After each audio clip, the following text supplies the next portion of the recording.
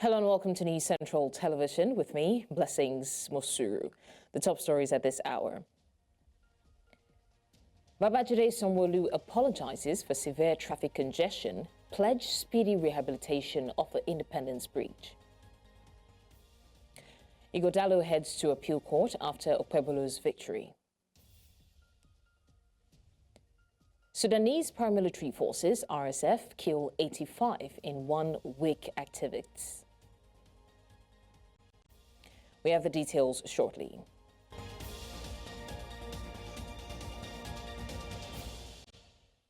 We begin the news from Lagos, where the state governor, Babajide Sanwo-Olu, has apologized to Lagosians for the severe traffic congestion experienced on the island axis yesterday. Now, the governor also cleared the air on the information about reopening of the bridge alleged made by the Federal Ministry of Works. Now, Governor Sanwo-Olu explained that the repair work on the Independence Bridge at Bonny Camp, which had been delayed for 3 years, is necessary to ensure the bridge is safe and functional. He urged residents to be patient as the work continues. The governor suggested that to ease the traffic, those who do not need to leave early in the morning should consider waiting until later in the day.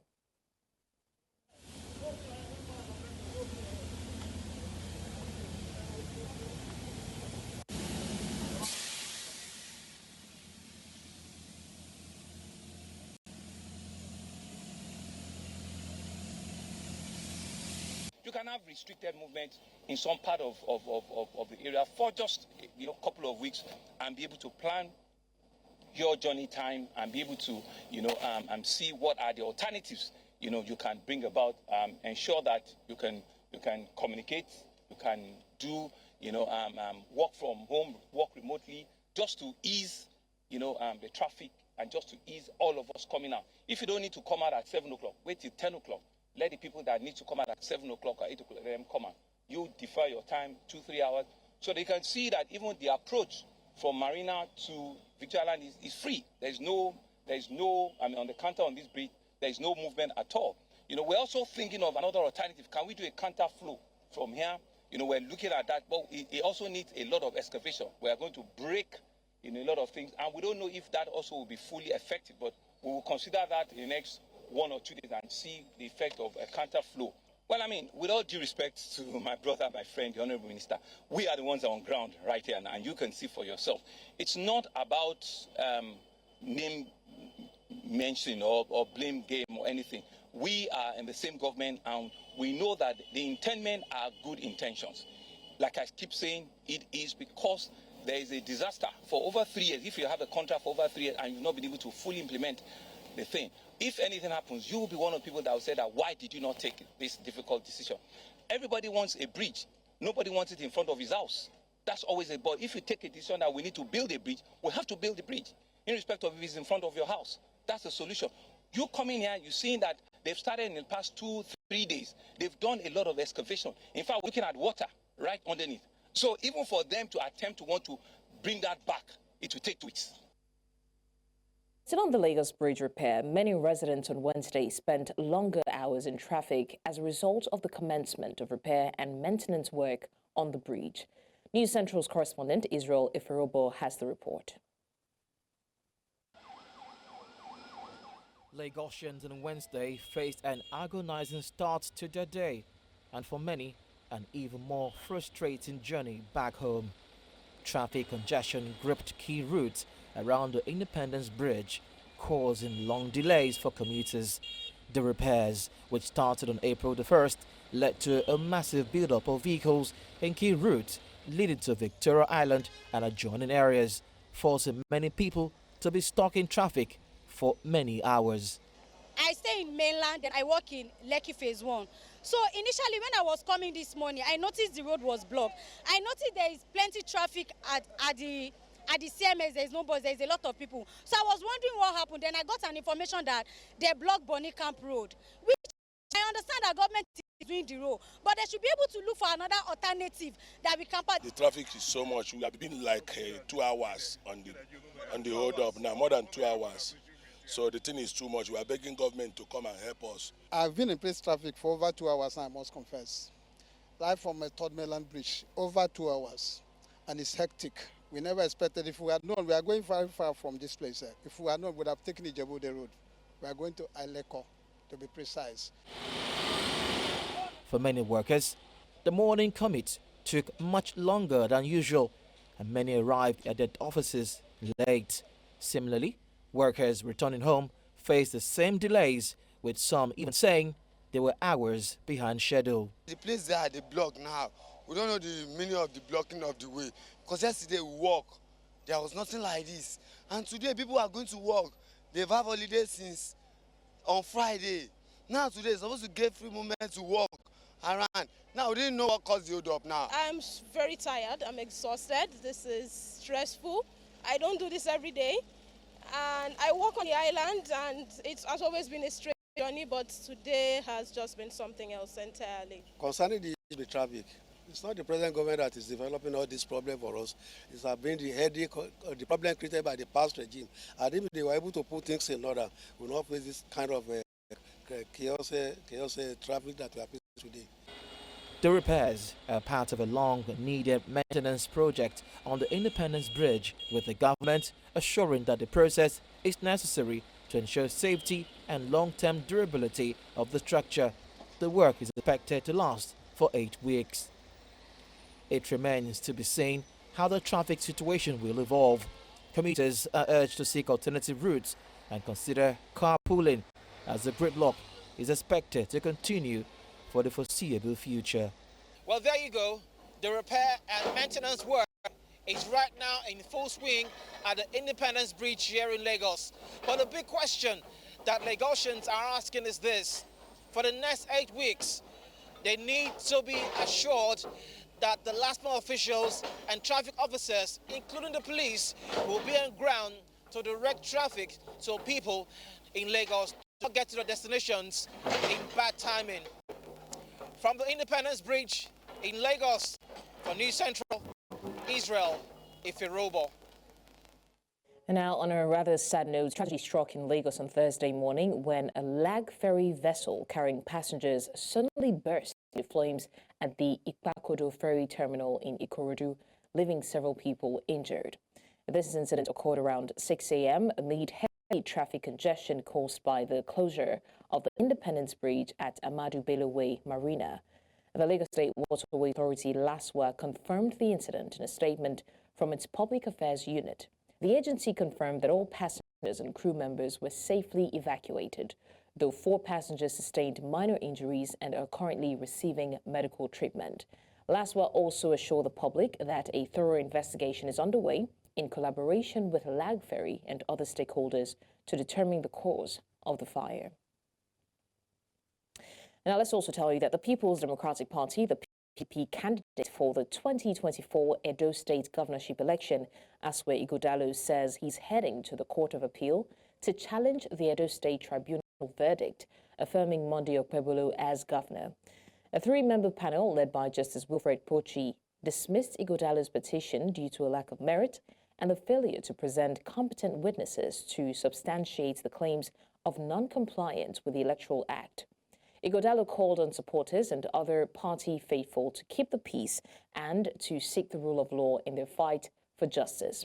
Now, Ighodalo also said he had instructed his legal team to proceed to the Court of Appeal to challenge the tribunal decision, which he considers a huge travesty of justice. The chairman of the All Progressives Congress in Rivers State, Chief Tony Okocha, has called for the probe of suspended Governor Siminalayi Fubara and his loyalists over the demolition of a State House of Assembly complex and alleged misappropriation of funds. Okocha based his call on the statement by the former head of service in the state, George Nwaeke, who alleged at the weekend that Fubara sponsored the bombing of the Assembly complex to avert his impeachment by lawmakers. But Fubara's special advisor on electronic media, Jerry Omotsegunwa, dismissed the probe call. Omotsegunwa described the head of service allegation as childish, incoherent, and ill-prepared. Both Fubara and Ehie vehemently denied the allegation, insisting that Nwaeke was under the influence and not in his right frame of mind when he made the allegations. The recent passage of the bill by the House of Representatives to establish state and local government police has once again brought the debate about their creation to the front burner. Now, with insecurity challenges and slow response times by the police to internal security challenges, our correspondent Idong Joseph attempts to answer many unanswered questions about the effectiveness of a decentralized police force. Over to Joseph now. From banditry to kidnapping, terrorism and communal clashes, Nigeria's insecurity challenges have escalated beyond the control of the federal police. With just over 370,000 police personnel policing a population of over 200 million people, the country falls far below the United Nations recommended ratio of 1 officer for about 450 citizens. The federal structure we have is having a form of unitary policing. Yes, it's called federal police, but it's only at the center. So, and the component, it doesn't reflect enough policing at the community level. And that's why you see, nature avoids vacuum. In order to fill in those vacuum, people began to set up vigilant groups, self-defense organizations, and these are people that are not well trained. To address this, the National Assembly is considering constitutional amendments that would allow state and local governments to establish and control their own police forces. Proponents argue that this will improve response time to security threats and enhance community-driven security efforts. But questions remain about its effectiveness, especially in the light of recent security failures, where about 16 northern travelers were brutally killed by suspected vigilantes in Edo State. Despite the presence of security formations nearby, officers were reportedly absent, leaving victims vulnerable to mob justice. If you don't have the people's trust, you can't get the best out of them, right? So when you look at it, what you saw is a situation where the people are thinking, if we hand over these people to the police, would they really be properly scrutinized and find out if they are actually terrorists, bandits, or whatever, right? So we have a system where there is a lack of trust between the people and the policing institution. While some believe that state policing could have prevented such incidents, others want that without strict oversight, it could become a tool for political oppression. Put them maybe in a kind of consolidated funding, whereby their funding is not subject to the dictates of the governor. Once the governor is dictating the funding, that's where the whole issue comes, because he can use that funding as a kind of stick and carrot measure to dictate how that. Like they do in most federal states, right? A governor might not be the person to appoint the commissioner of police. The commissioner of police might not even be answerable to the governor, technically. He might be answerable to the chief justice of the state and the state assembly. I mean, there are mechanisms that we can build to stop the governors from hijacking those state institutions. With Nigeria requiring over 480,000 police officers to bridge the policing gaps, the lingering question remains, can state-controlled policing solve Nigeria's deep-rooted insecurity challenges, or will it create new dangers? In Abuja for News Central, Idong Joseph. You're still live with us in the news. We go on a short break now. When we come back regarding the Lagos gridlock that has caused discomfort for a lot of Lagosians, we'll be joining our correspondent Bennett Akede to give us updates on the traffic situation. Stay with us.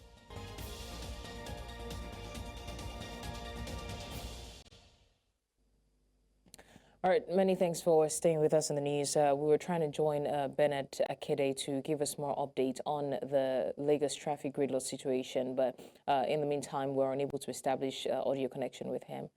Okay, I just got information that we have Bennett on standby. Bennett, can you hear me? Yes, I can hear you. Good afternoon. Okay, good afternoon. So what's the update right now regarding the traffic situation? Well, from the bridge site itself, there's no traffic anymore. You'd see to my left here, the bridge heading into Victoria Island from, from outside island is pretty clear, as it has been almost morning, and certain other parts of the island, particularly Victoria Island, have been clear so far. I'm standing right in front of the sites that had been dug out or dug into, if you like, of the bridge that has been causing the traffic, or that caused the traffic from yesterday. You can see it for yourself. It's still there. Work has commenced, as stated by the governor himself this morning, who we had. Contrary to what we heard, or to the information we got from the Minister of Information, David Umahi, who ordered that all, will I say, excavation work going on around the beach be suspended and the bridge will be reopened. You can see clearly that that will not be possible. The governor said it will take at least 2 weeks to fill up this space, even if they wanted to fill it up and then have movement commence on the bridge. It will take at least 2 weeks, but that's not even the case.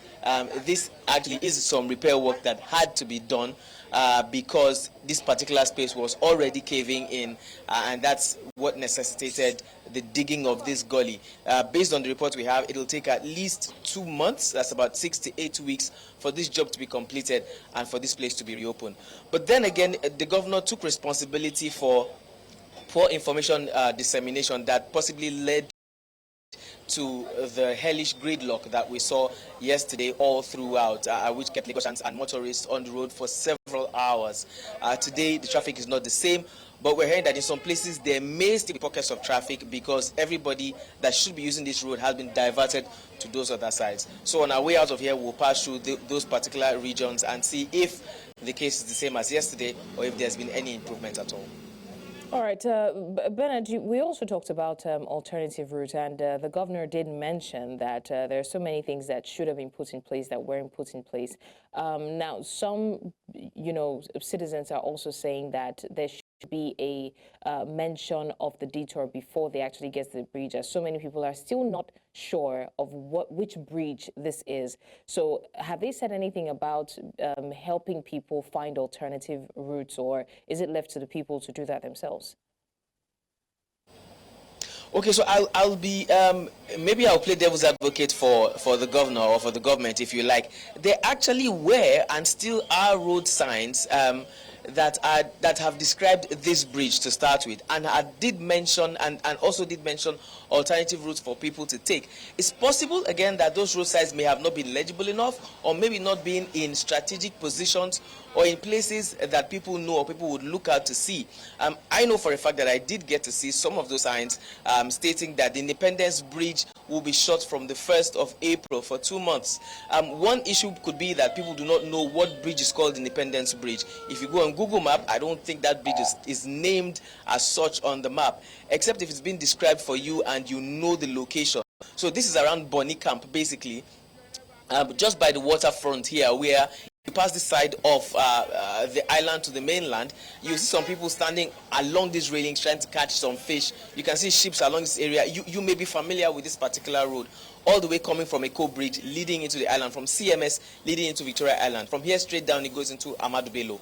With this description, some people may know where this is. However, again, like the governor said, the information possibly didn't go around well enough and probably wasn't well explanatory, and that's why it appears that people didn't get this particular information. He took responsibility for that and apologized to all Lagosians. So going forward, I think what can be done is to put more emphasis and more effort when it comes to dissemination of information, particularly when it comes to issues like these, like closure of roads, like disaster management, like traffic management.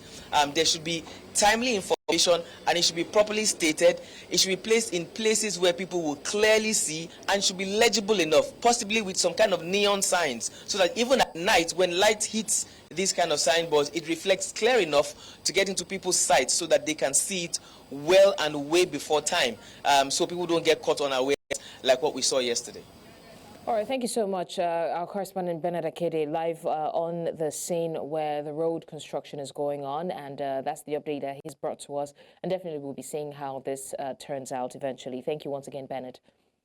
Now, in a deadly attack in Sokoto State, notorious bandit leader Bello Turji and his men killed 11 farmers in Lugu Town, Isa local government area. This incident occurred on Wednesday as Turji was returning from a Salah visit. Residents had alerted security agencies about Turji's planned movements, but no effective response was made. Local sources report that Turji's group passed through several communities after celebrating Salah before brutally attacking the farmers.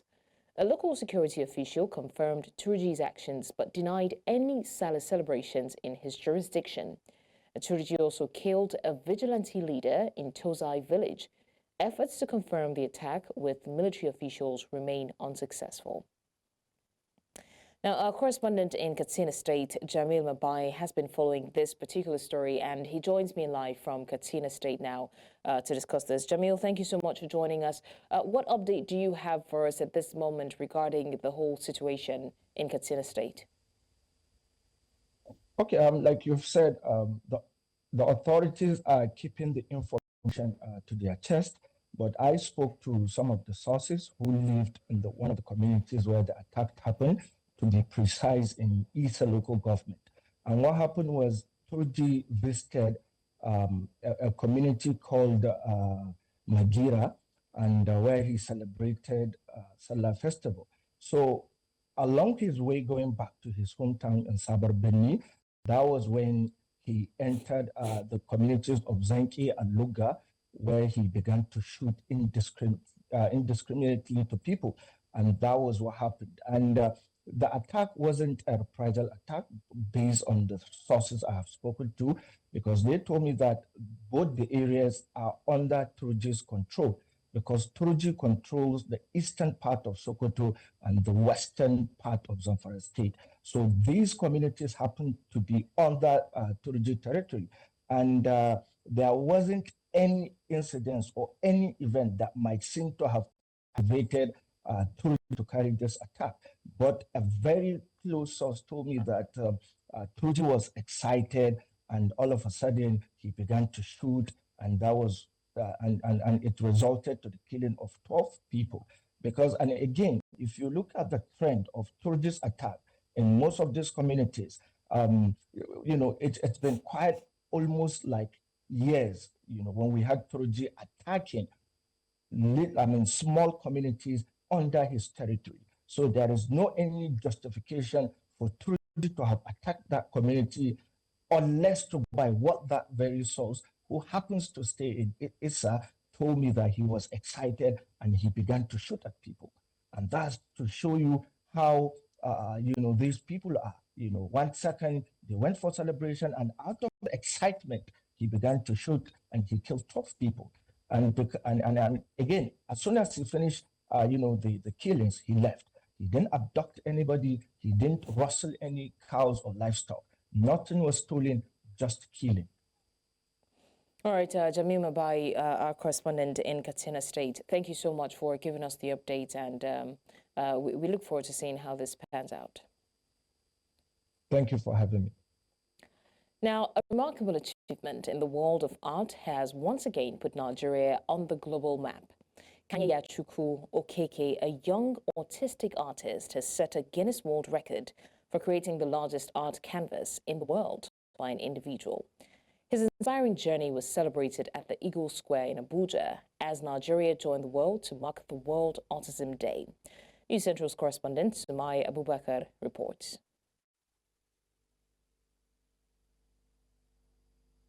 Young Nigerian Kanyachukwu Okeke has lived with autism all his life. Despite what many see as a disability, Okeke has defied the odds to achieve what many believe is impossible. His work, a vibrant expression of creativity and resilience, birthed through diligence and hard work, has earned him international recognition. I would like to take this opportunity to extend my heartfelt congratulations to Kanye and to his wonderful supportive family who have supported and encouraged this young man along the way. This achievement is not just your success, but the success of our country and really the success of our continent and our collective aspiration. It was significant for us, and we did it on purpose, that this painting will be revealed on World Autism Day for the world to see what these children can do. They are specially gifted, and what they need is tolerance, inclusion and tolerance from everyone. For my husband and I, we gave everything we had. Because for us, it's to encourage Kanye, it's to encourage his talent. We are ready to sell everything we have to ensure that Kanye realizes his dream. It was hard, excruciatingly hard. It took everything from us. But today, it was worth it. The World Autism Day event also serves as a platform to raise awareness with autism, encouraging inclusivity and support for individuals on the spectrum. In the case of children who have disabilities, we should, for example, as here the media, demand for a better inclusive education around the country, better infrastructure that can allow children with disabilities to attend to school, but also creating awareness among communities to be more inclusive for children. Autism is not condemnation. An autistic child can be converted to the best use if he's given care and nurture. Most times people treat autistic children as disabled children. But you can now see that there is ability in disability. As Okeke receives his Guinness World Record certificate, his story stands as a powerful message, and possibility is truly a myth. His journey is proof that talent knows no limits, and the world is watching as he continues to inspire. In Abuja, for News Central, Sumaya Abubakar.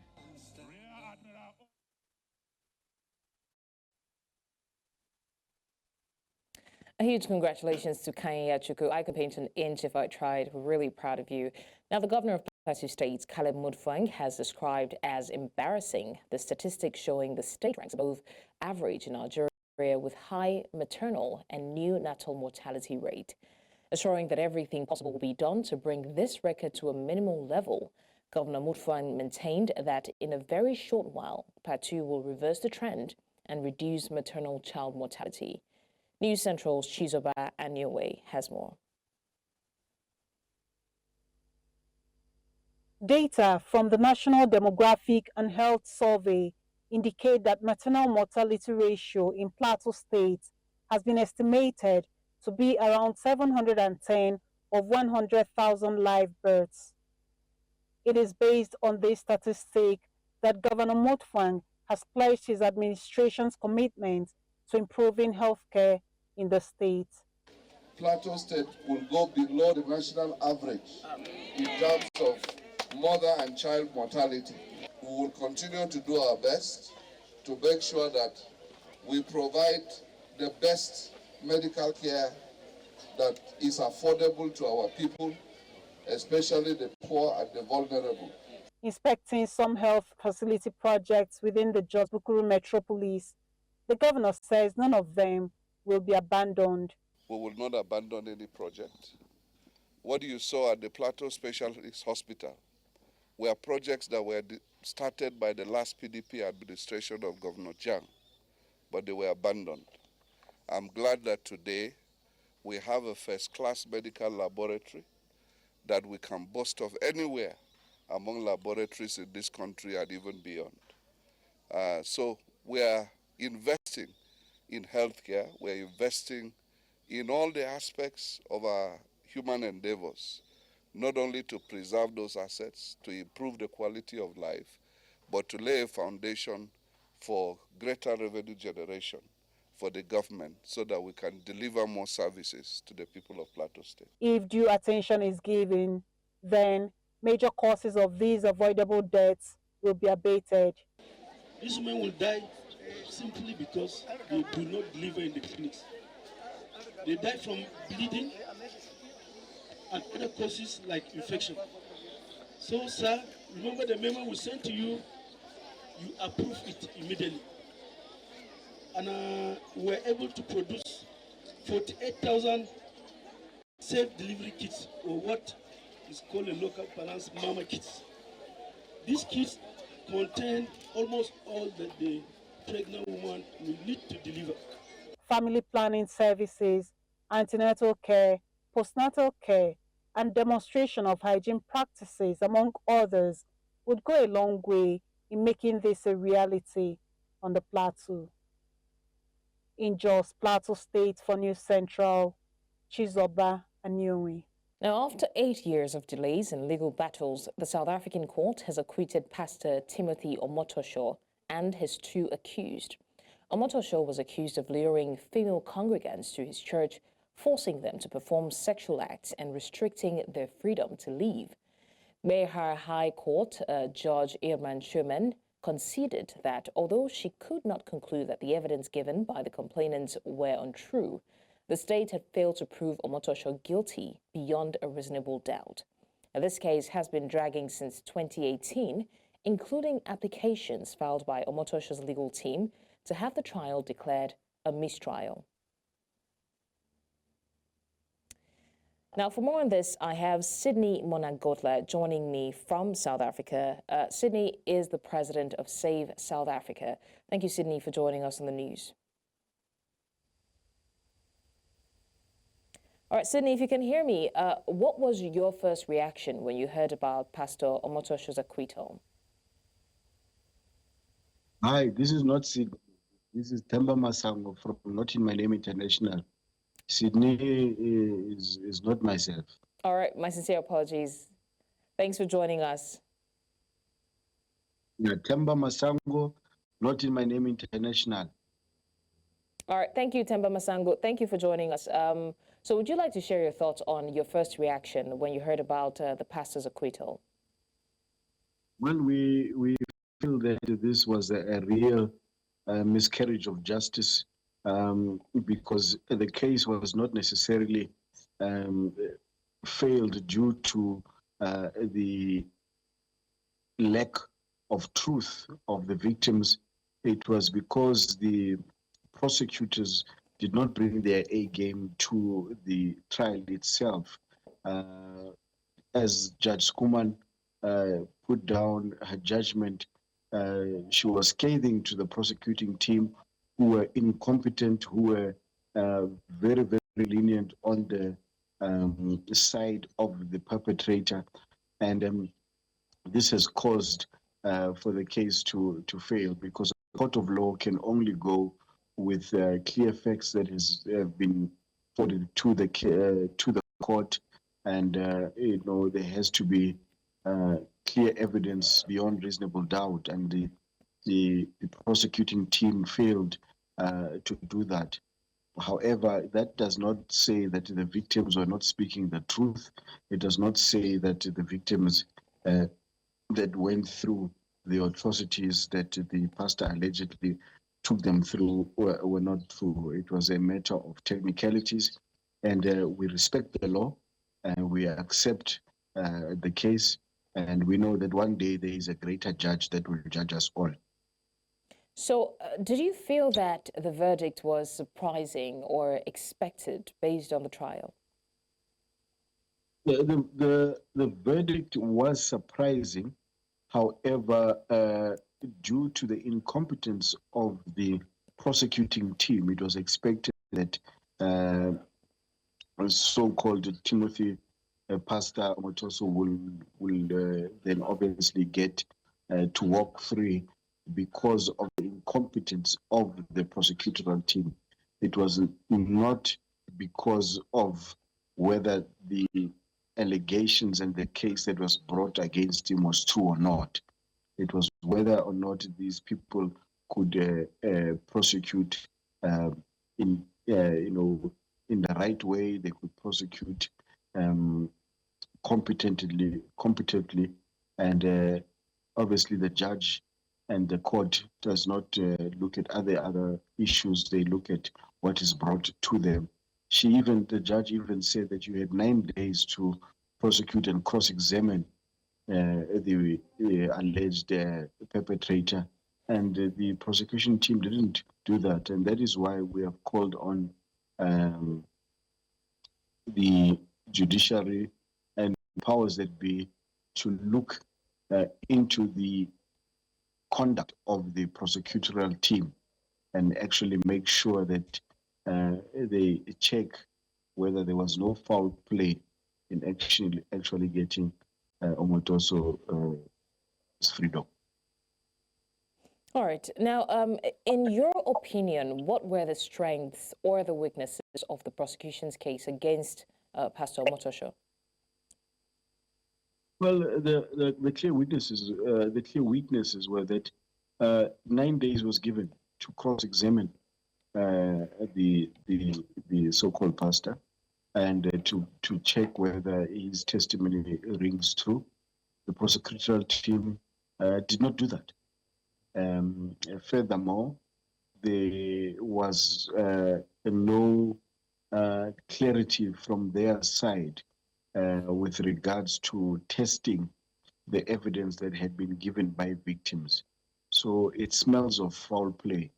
However, as I say to you, we accept the ruling of the court because the court can only go with the evidence that is provided and given to them and the cross-examination that is done.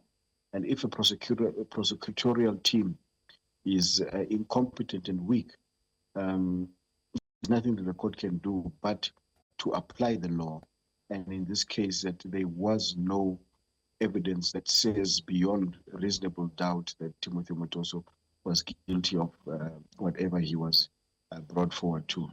However, he knows in his heart of hearts what the truth is. And if he's a so-called genuine pastor and he believes that there is a judgment that is coming for us all, he must know where I is your All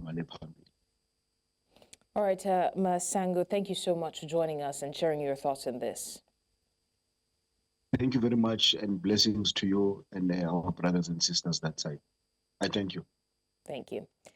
Now, Sudanese paramilitary forces, the Rapid Support Forces, RSF, have killed at least 85 people in a week of attack on villages south of Khartoum, according to the Sudanese Resistance Committee. The RSF, once known as the Janjaweed Militia, has continued its violent assault on the region, with over 15 villages reportedly attacked. The RSF has been locked in conflict with Sudan's army since April 2023, resulting in widespread devastation. Now, although the army has regained control of Khartoum, the war has led to a humanitarian disaster, with over 12 million displaced and famine declared in parts of the country. Sudan remains deeply divided, with the RSF controlling much of Darfur and southern regions.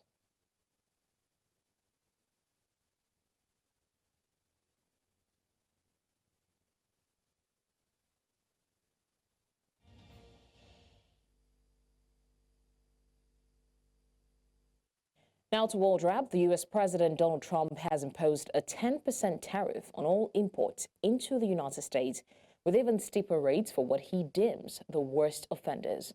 Now, the move has sent shockwaves worldwide, with the European Union calling it a major blow to the world economy, while China threatens retaliation. Australia's government has expressed disappointment, stating that this is not the act of a friend. UK leader Keir Starmer acknowledged the economic impact, vowing a measured response. For decades now, Trump has championed tariffs as a tool to strengthen the U.S. economy, now betting his presidency on it. The announcement caused markets to drop globally, with slight recoveries later.